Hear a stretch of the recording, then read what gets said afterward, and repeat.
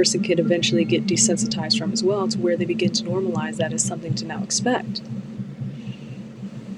Which, in a sense, could trigger a nervous system into a burnout eventually, because of how consistent the nervous system gets triggered into a sense of survival mode, a fight or flight, or freeze, depending upon exactly the person, the situation, and the experience, obviously.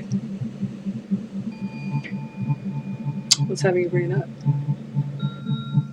Well, the thing is that these days I notice that most folks are experiencing being desensitized from things as simple as human decency, all the way down to something as big as, uh, let's say, rights being rewritten, or uh, people's choice to choose, depending on the environment they're in, or just on a society or economic level, for instance.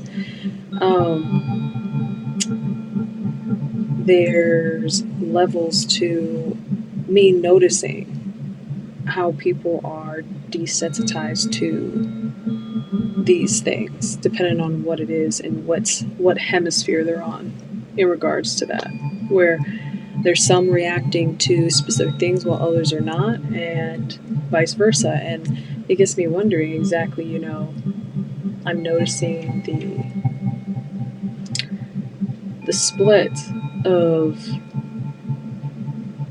I want to say, disassociation with the people who are reacting and the people who are not. And it gets me just wondering, you know, is there a correlation?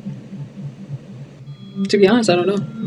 If anything, what I do know is that usually when there's a split, where things get disassociated between a group of people that are reacting and a group of people who are not reacting, usually a lot of the time, it does involve a sense of being desensitized to something, because either they have been re-exposed consistently to something that relates to whatever the other group of people are reacting to, that the group that isn't reacting is so burnt out from reacting that they're just now in a state of being desensitized. They have no more space to, how do people say, not care is probably the best term to use.